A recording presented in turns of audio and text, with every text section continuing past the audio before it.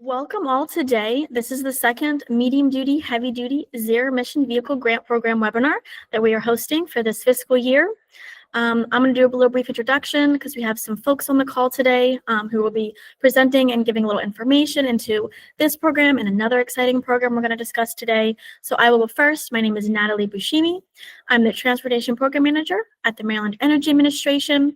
I also like to give a plug. I am the Maryland Clean Cities and Communities Coalition Director. I am going to pass it to our other presenter, Anna, for a little brief introduction, and then we will get started with our agenda. Great. Hi, everyone. My name is Anna Stern.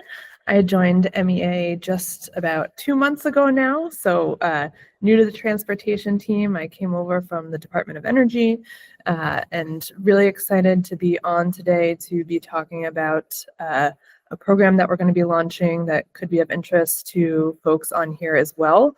And we'll get to that a little bit later in the presentation.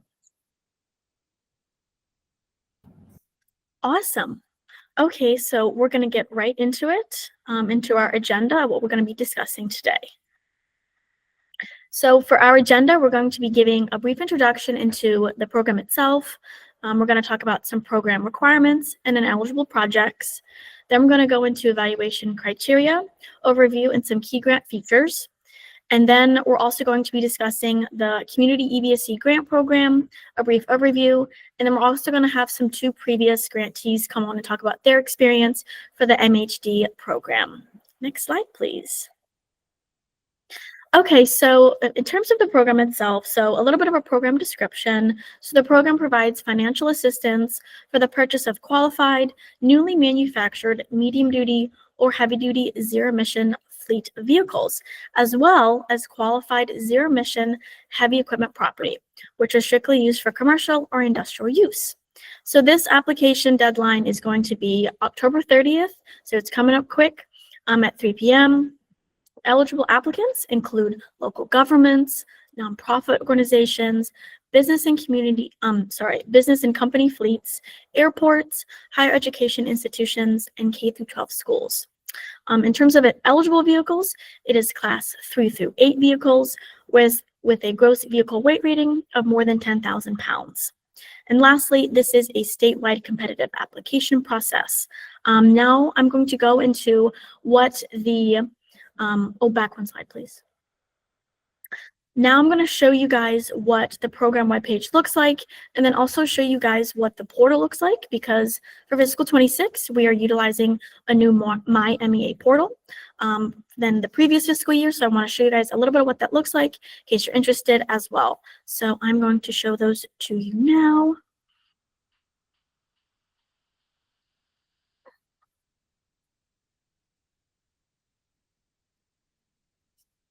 Okay, so this is the program webpage. Let me make it a little bit bigger for you all. So this is the program webpage. Just has a few important things I want to point out to you all. It is now open applications, which is wonderful. We have some information on the purpose of the program. Like I mentioned as well, the eligibility, the funding that's available. We have up to 10 million. We have the application deadline, and then we also have some previous information on fiscal 24 and 25 grantees, so you can see what we've given funds for before if you're interested in that type of experience and understanding what we're looking at to fund. And then we also have some information about the new My MEA portal. So now I'm going to show you guys what that looks like as well.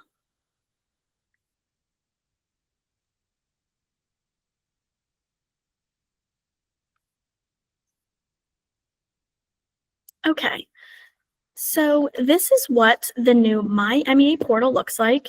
We have many programs for our agency in this new portal. The one that we're going to look at today strictly is the MHD program. So this is what you would look like. You find this link to this portal on the MHD webpage that I just showed with the program information.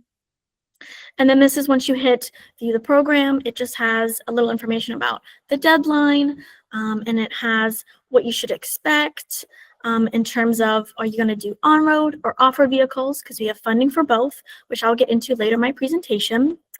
And then we also have just some information on what you might need if you want to apply for this program in the new portal.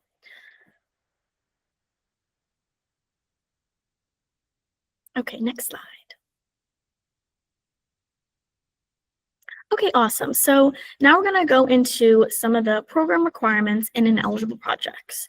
So for requirements, applicants are needing to have at least 3 vehicles in their current fleet, or if they purchase, let's say they only have 1 vehicle in their current fleet and they buy 2 zero-emission vehicles for this grant, that would mean they would have 3 total. That would also be an eligible case. Vehicles must be domiciled or operated in the state of Maryland for at least 3 years, and this has to do with the reporting component, which I will touch on in a little bit.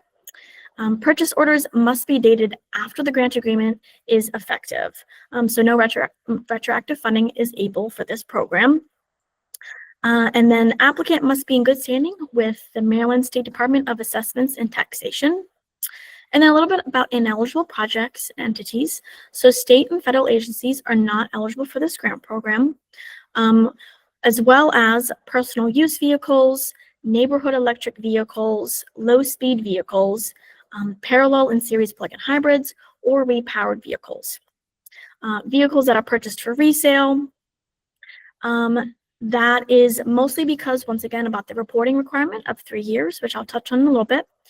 And then vehicles that have already been funded or expected to be funded under one of the other state programs, that is potentially through the Volkswagen Trust Fund, specifically the Maryland Department of the Environment. And lastly, just another thing we like to bring up in conversation about this program is that this grant does not provide funding for charging infrastructure.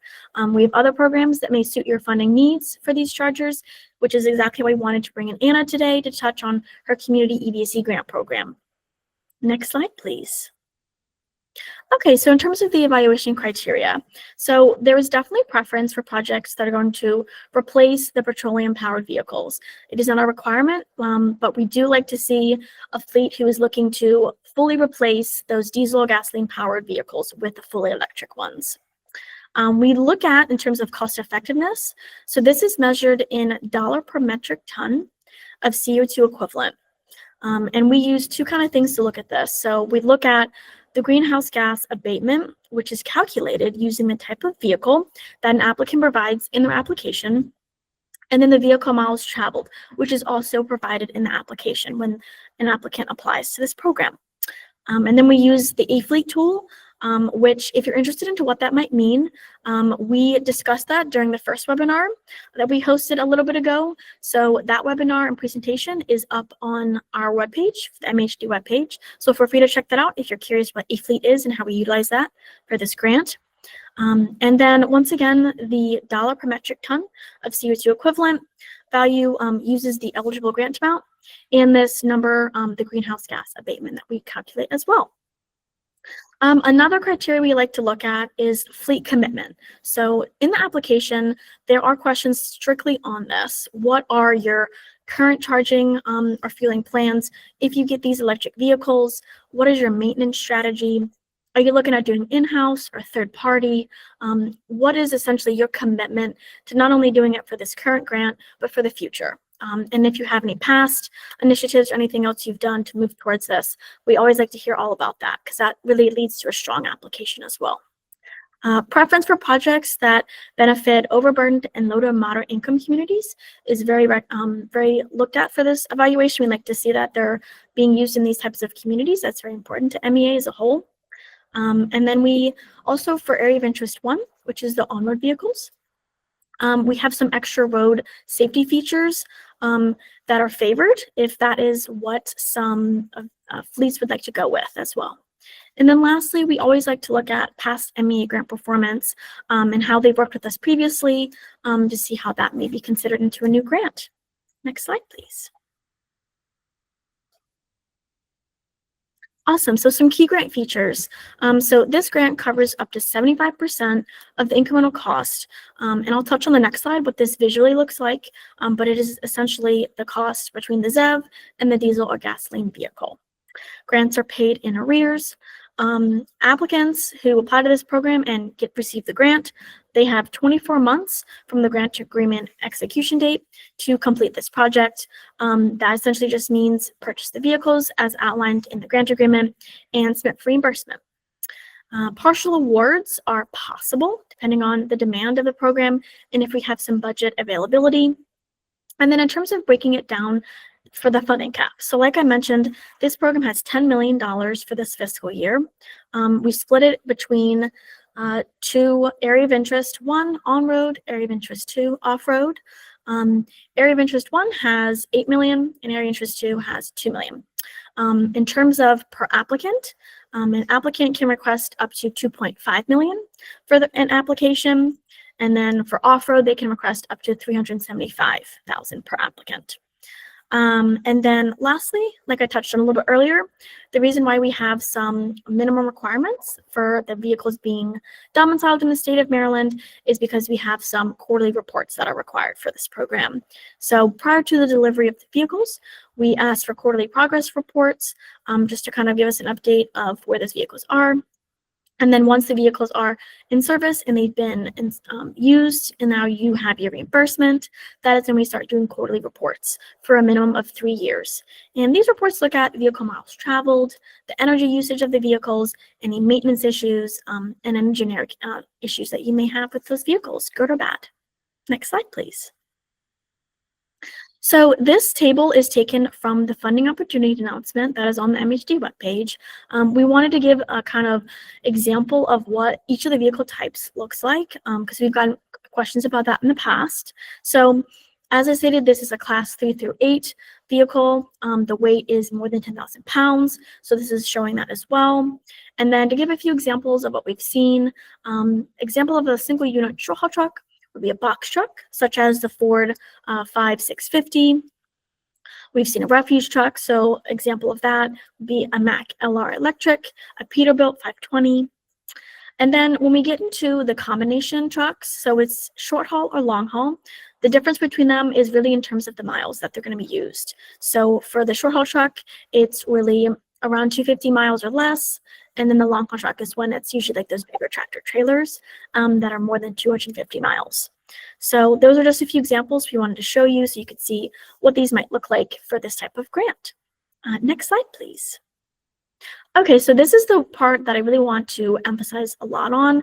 This is the incremental cost for this grant program. So it is 75% of the incremental cost of the zero emission vehicle. So it's looking at the difference between this zero emission vehicle and the petroleum equivalent, which is usually diesel or gasoline. That gives you the incremental cost. So once you have that, the difference, then you multiply that by 0.75. And the reason why we wanted to show this visually is because we've seen and heard from some applicants that the 75% is only for the electric, and that's incorrect. It's of both vehicle prices together. And that's why it's very important for fiscal 26. We're now asking for 2 quotes when you apply to this program. You have to have the zero emission vehicle quote and the diesel quote. And that allows us to really give you a better idea of a good grant amount for you. And if not, otherwise, we have to use the A-Fleet tool, which may not lead to as an advantageous grant agreement as you might like. So next slide, please. Awesome. Well, that is the end of my presentation for now. I'm going to pass it over to Anna to talk about the Community EVSE Grant Program. Great. Thanks, Natalie.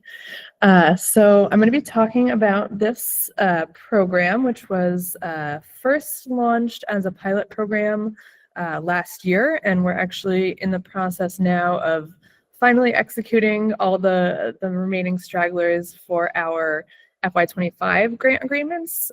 So essentially, we are trying to fill in some of the gaps where some of the federal funding does not. So a lot of the federal funding out there for electric vehicle supply equipment, aka the chargers, I'm sure all of you are well aware, but a lot of that funding is going towards transportation corridor and really doesn't necessarily get into the places where people spend their time in Maryland. So this program is trying to fill some of those gaps.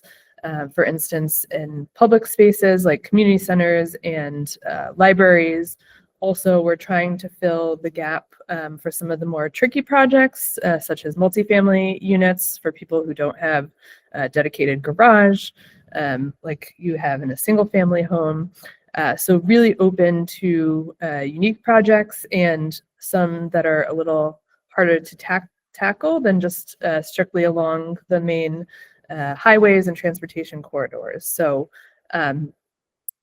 essentially, I wanted to give a brief overview of the timing for everything. So we initially put out an RFI to get some feedback from stakeholders at the end of last year, and then took that feedback into consideration and really had a lot of applications come in during that period from January to March.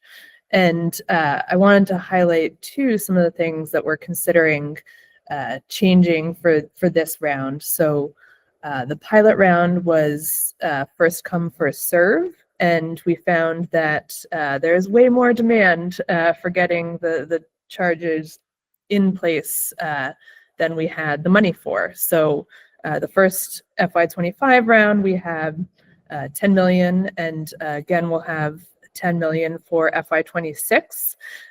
So right now we're in the process of taking feedback from stakeholders and really having a lot of lessons learned from the first round of applicants, which there's really a wide range of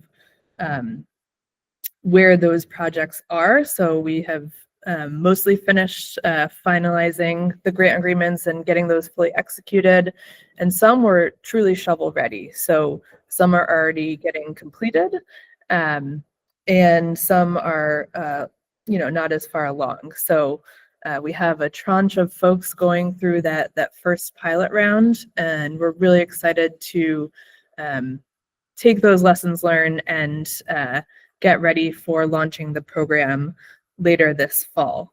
So we're a little bit flexible just because of the timing of when I came into MEA, but we're actively taking stakeholder feedback now.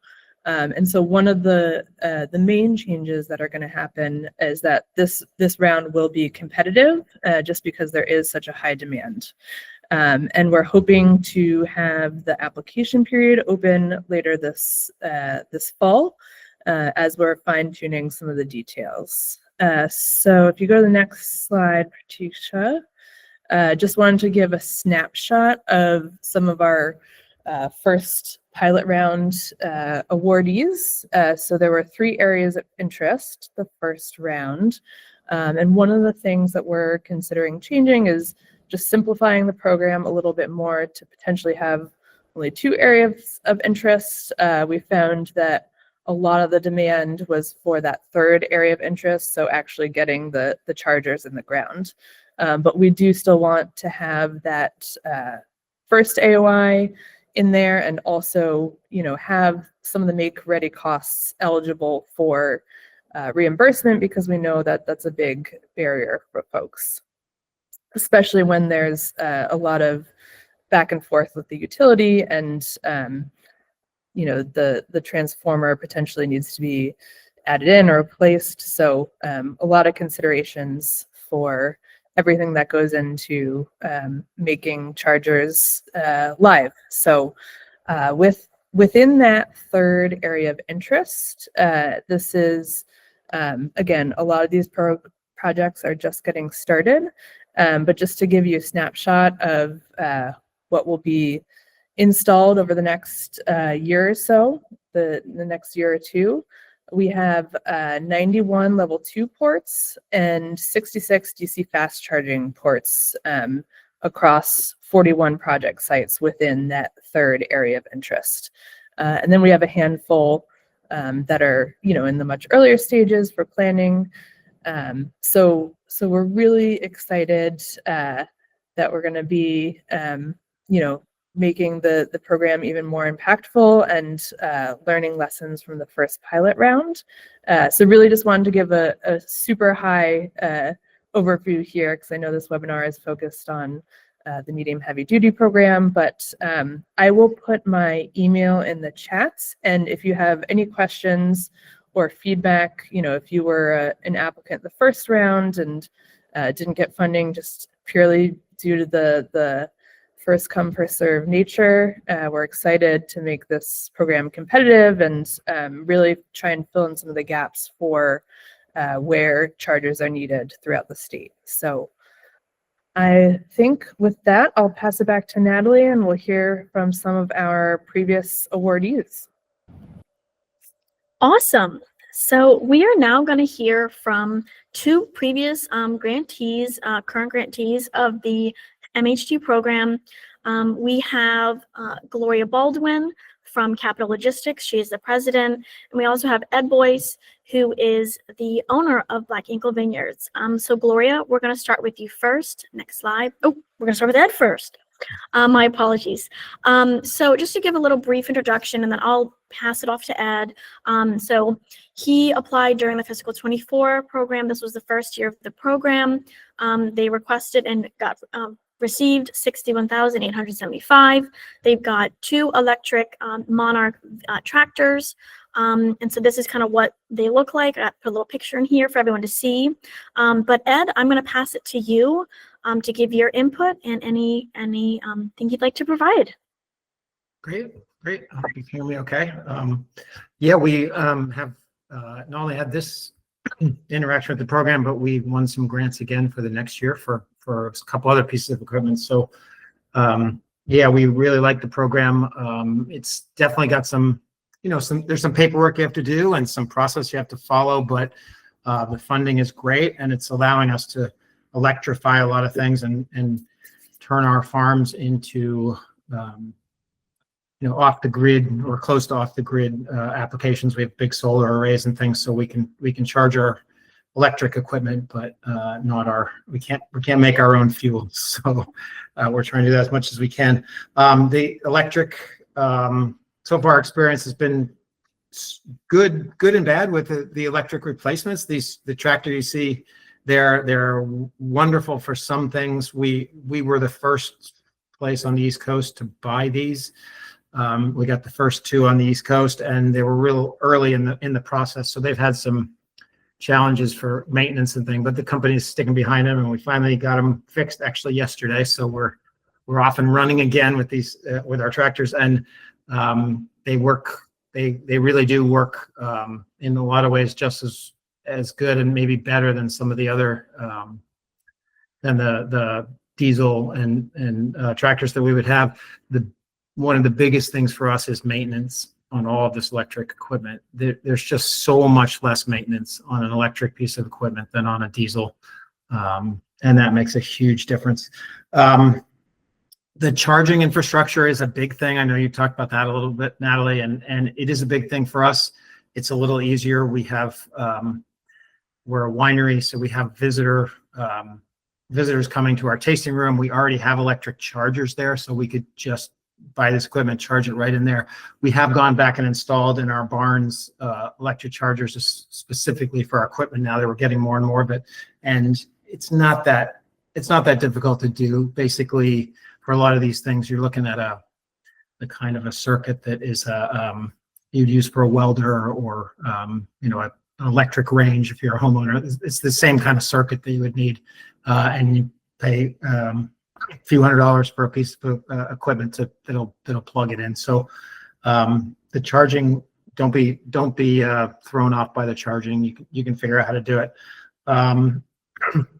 So yeah, it's been a real good experience for us. If I had on my list is there anything I would change about the program for you guys? One thing I would change is, I know it's hard to do this with a grant program, but the grants are always awarded in arrears. So if you have a piece of equipment, a diesel piece of equipment that goes down, we lose we blow an engine on a tractor or something, and we need a new tractor to replace it, we can't really do it under the auspices of the grant program because we need to apply for the grant. We need to wait for the grant to be awarded, and then we can spend the money. That's a 8-month process or a year process. So this is a process you have to plan way ahead of time. And then the other thing to think about for those of you thinking about applying is a lot of the work. There's some work in filling out all the paperwork ahead of time, but I would say most of my work ahead of time the grant is really figuring out what electric things are out there that actually can do the kind of work we need done. And it's not straightforward. And the cost differences are huge, at least especially in the on-road stuff. You go from class 2 to class 3 and the cost of the vehicle triples. I'm not exactly sure why, but it seems to. So yeah, so there's a bunch of work up front figuring out what you really need. But you know, we love our tractors. We're very excited about our new excavator we're going to get in the next couple of weeks, and so we're excited about the program. It's been great. Awesome. And to touch on that, Ed, you know, that thank you for your experience in providing that insight. I would say the thing that I always like to say, and to Ed's point exactly, is it really does take a good bit of planning, you know, and so you can always reach out to me with a transportation email box. I have been doing a lot of work on trying to really set up a lot of meetings and stuff. So if you have any questions, a meeting can always be set up. I have a good list of vendors that we've seen previous grantees use. So my door is always open. Maybe virtual is still always open because I just want to help you out where you guys are. So thank you, Ed. I really appreciate it. And we're going to go to Gloria Baldwin. We're very excited. So just to touch on a little bit about the grant we gave them. So the funding requested and the funding they received was $697,500, so a good bit. They got 3 vehicles, and this was one of the combination short haul trucks. So this one was the one that was a little bit more in terms of not just the funding, but in terms of the cost of the electric truck as well. And they got a Volvo one. So Gloria, I'd love to have you just give a little insight into, you know, your chargers and just the experience itself. So I'll pass it to you. Good morning, everyone. I want to apologize. I'm having technical difficulties with my camera this morning. But my name is Gloria Baldwin. I'm the founder and CEO of Capital Logistics. We're a women and minority-owned trucking company that's based near the Port of Baltimore. We're extremely proud to be a part of Maryland's transition towards clean, zero emissions freight. And through the medium heavy duty program and our ongoing partnership with MEA, we've been able to take meaningful steps towards electrifying our fleet and building out charging infrastructure that supports both our operations and our community. Since participating in the MHD program, it has been a major success for us. We were able to acquire our first 3 electric trucks, which gave our team real-world experience operating and maintaining EVs in our port environment.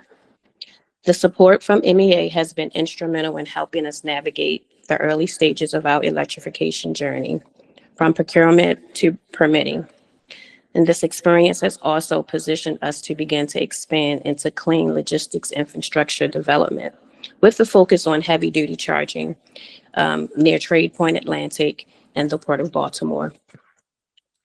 One of our biggest challenges has been charging infrastructure availability. Maryland's heavy-duty charging network is still in development, and finding sites with the right power capacity has been a critical hurdle for us. We quickly learned that location and electrical loads are just as important as vehicle range, and this realization has pushed us to explore both retrofitting our current site and identifying new properties that already have sufficient power capacity. While permanent infrastructure is still being developed, we focused on building strong partnerships and temporary solutions. Our dealership partner has allowed us to charge our EV trucks at their facilities, which has been a tremendous help in keeping operations moving thus far. And we've also worked with charging vendors to identify temporary mobile charging solutions, ensuring that we keep vehicles in service while construction and upgrades are underway. These partnerships has helped us gain valuable insight into load management, equipment performance, and driving scheduling. Lessons we'll carry into our long-term site design. We're now working closely with the Maryland Port Administration and EPA to develop a public charging infrastructure that will not only serve Capital Logistics, but also other regional fleets. Our shared goal is to create scalable, power-ready charging hubs that will align with Maryland's clean freight and port decarbonization goals. These efforts are setting the stage for Maryland to become a national model for zero emissions free. So in closing, the MHD program has given us a strong foundation, not just for electrification, but for long-term innovation. And our journey has not been without challenges, but every obstacle has led us to a solution. And every solution has moved us closer to a cleaner logistics future. So I want to say thank you to the Maryland Energy Administration for all our partners for supporting us in this work. Awesome. Thank you so much, Gloria. Thank you for your insight. And I know charging infrastructure is definitely one of the main hurdles that we've heard from this program as well. And that's exactly why we tried to have Anna come on and stuff. And hopefully maybe in the near future, charging infrastructure will be in the MHD program, if we have the budget and the time. So it is definitely in our thoughts as well, in future planning. So no promises, but hopefully. So this is the end of our presentation. This last slide is just a QR code you guys can scan. This will show you all MEA programs, which includes energy efficiency, buildings, equity, transportation, clean energy resilience. So there's many other programs you can look at if you're interested in other types of things to really electrify your fleet or your building. So that is all there as well. Now we're going to open it up for any questions you all have. I see there are some questions in the chat, and I'm going to answer them as well, but anyone feel free to come off mute and ask away any questions you may have while you have us. Andy? Hi, my name is Andy Stanley. I actually work with Natalie and Anna. Congratulations, you guys. You did great. I have a clarifying question on the MHD program. So I know you said that you have to have 3 MHD vehicles in your fleet. To be eligible to participate in the MHD program, do you have to be replacing all 3 of those vehicles or just one? Can you explain that a little bit more, please? Yes. So the main reason why we have that stipulation in the funding opportunity announcement for the FOA is we really want to see what the number of fleet is looking like for people who apply to the program. And it really is to see if you are going to potentially purchase more electric vehicles in the future. It's really kind of seeing what is your interest currently and in the future. So if you have 3 vehicles in your fleet, that is just good for us to know that, okay, maybe you have some electric before, you have that experience under your belt, or you're looking to actually just start new and add more electric to your current diesel fleet. So in terms of what that breakdown means, 3 vehicles in your fleet currently, so that could mean 3 current diesel, that could mean maybe 1 diesel, 1 electric, and maybe gas. As long as whatever the number is after you, if potentially you get this grant agreement, is 3, that is perfectly fine. As long as they're the heavy duty, type vehicles, medium duty vehicles, that is fine. So you could potentially have, if you get awarded the grant, maybe 1 diesel and then 2 electric. That would be considered eligible. Jackie, I know. Let me know if I'm answering your question correctly. You can go ahead, Jackie. So following up on my earlier question, if you have 3 vehicles in your fleet, or let's say you have one right now and you want to add 2 or whatever, do they have to be medium heavy duty vehicles, or could they be some other type of vehicle in order to qualify? Yes, so it really varies. Ideally, they really should be the medium duty or heavy duty vehicles, but it really would just vary on the situation. So feel free to reach out to me if any of you have specific questions on, is this a light duty vehicle? Would this be considered? It really just is a case on case basis. I would be open to having it either way. I'm really just trying to see if, really it's, do you have the skin in the game to get electric, and what is your goal to move towards fully electric in your fleet? That's really the purpose of having at least 3 vehicles in your current fleet. So that's the intent of why we want to have that in the grant. Okay. So for example, we are a municipality and we have electric vehicles and hybrid vehicles in our regular fleet, which, patrol cars and for police, and then our regular cars that people use for inspections and things like that. But we're trying to move towards the medium heavy duty. So we don't have them yet. That's why I'm asking that question. Okay. So, but you do have other electric or hybrid stuff vehicles, you said? Yes, but they're not Yes. heavy duty.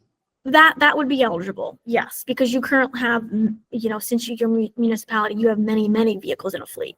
Right. That is perfectly fine. And since you have the electric and other hybrids, that shows the intent that you're trying to kind of move into that realm and electrify your fleet slowly but surely. Yes, that's definitely eligible in my Okay. eyes. Thank you. Yeah. David, go ahead. I see your hand.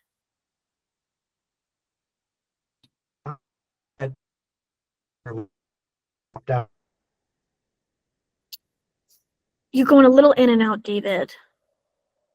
Sorry, I'll try again. I Oh, can't improve. There we go.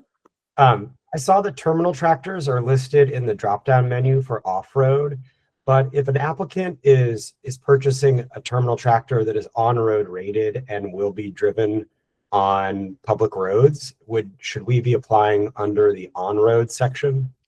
Great question. So the real definition of the off-road is if it's going to be used for like commercial or industrial use, like stockyards and stuff like that. But if it's going to be used like on public roads and public transit, then and it's classified as on-road, then that would be considered an on-road vehicle. As long as you have that documentation to really describe that and show that, that would really show us that it needs to be considered on-road instead of off-road. So that's where we like to have any and all information. It's great to have when applying to the program. Great. And one other quick question. Is there a link to the LMI maps somewhere on the website or in the grant notice? Great question. So yes, we recently have a new map that we're using. So yes, I can send that out to everyone in this webinar, and also can put that on our website as well, because that is currently available to use. Awesome questions. Any other questions? Let me look in the chat. I see one about the gross vehicle weight rating. So the gross vehicle weight rating, we've seen this question come up a good bit. That is essentially what the base weight of the vehicle is. So if you, like, for example, if you try and maybe add something to it or anything like that, that could be considered a part of the total like weight of the vehicle. But the general gross vehicle is the actual weight of the vehicle, which could be 9,500, and then maybe something else you get added to it, like a ramp or something that helps kind of get it to that 10,000 pounds. That would be the combined, the weight rating. I hope that helps, Jarvis. Let me know if that doesn't. And let me just double check any other questions. Great, I see your thumbs up. Awesome. Can a local government submit more than one grant application? Let's see. There are multiple.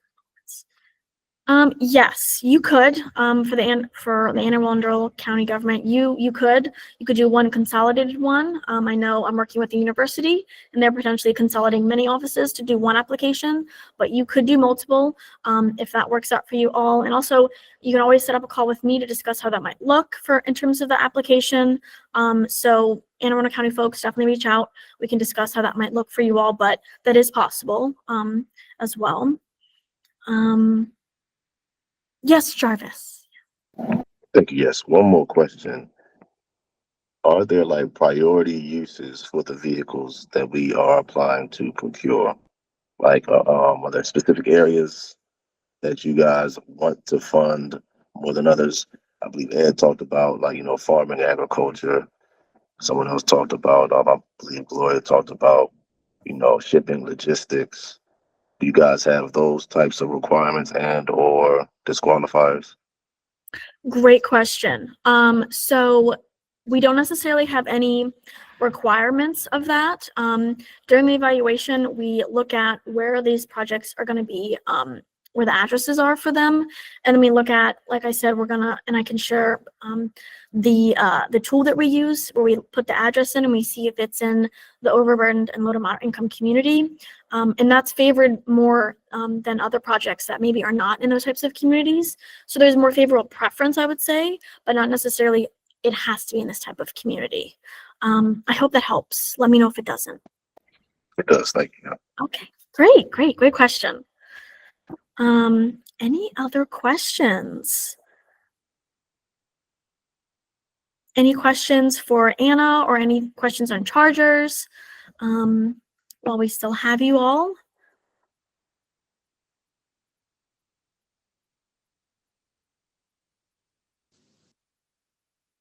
I just want to Uh, highlight again that if anybody has questions on their applications, please feel free to reach out. But I think that was well highlighted during the webinar. So pre-planning is the best thing. So feel free to reach out. Thank you, Diego. Yep, just always reach out to us if you have any questions beforehand. And the application is in a new portal, like I said, so it is a little bit tricky. The one caveat we like to really say to people who are trying to apply is that you do have to do it in one go. There is no save as function. We're trying to create a little guide for people who want to apply that shows kind of the step-by-step process of what each step looks like, because there is no save as function. But that is the one caveat I will say as well. I'll go Jackie and then Jarvis. Thanks. So are there any grant programs open right now for the infrastructure? So the only current one open right now is the EVSC rebate program. That is the only current one open right now. That one has funding for you all, it would be really the commercial side. It has up to $5,000 per charger. And that one is currently open. And that one as well is in the new portal. And then Anna's program will be opening up soon as well. So those will be the two main ones that here at MEA we have for chargers. As for the application, is there a PDF available? I know you said you guys are putting some guidance together, but can we request a PDF? Because I was going through it, but I thought that my application was being saved, but it seems like it's not. Yes, great point. That's something that we recently found out. So we're going to be creating kind of a screenshot to show each of the steps of the process, because I know you can't save. And then we're going to upload that in a PDF to the webpage, hopefully this week, Jarvis, so that folks know what they're getting into and they can plan out and then do it all in one go. And don't have to worry about going back and saving because they can't. So that will be up very, very soon on the webpage. Thank you. You're very welcome. You're not alone. Others have said that to us as well, so we're on that. And I'm going to put my email in the chat, just so you all have that in case you would like to reach out to me. We also have the transportation email box in the chat as well, which is where you can address things to me or Anna for the programs. Any other questions? This was very, very great. Oh, I see we have one from Kevin. For the recipients, any warranty issues that you encounter that future applicants should be aware about? Kevin, if I may ask, is this directed towards the community EVSC grant program with chargers or vehicles instead, or both, if I may ask? Both, okay. So for the MHD program, we have not encountered any warranty issues so far to date. Mostly because the grantees we find you can either for this grant program purchase the vehicles or lease the vehicles.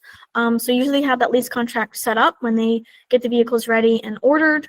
And then for when they purchase them, they pretty much have that set up as well with the vendor. So I haven't heard any issues on my end, but Anna, I can pass it to you because I'm sure you have some insight.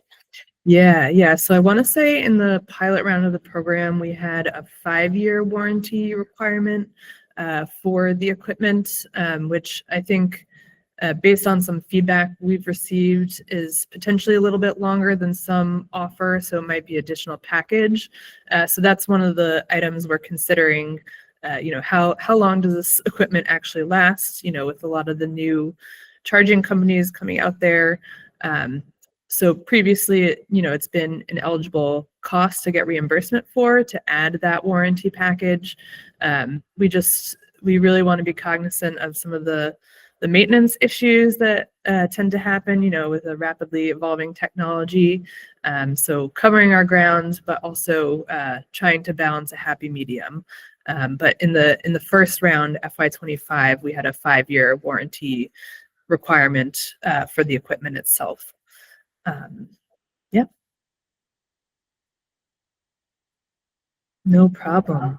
And if anyone, also, I put my email in the chat earlier, but also that transportation email is a great way.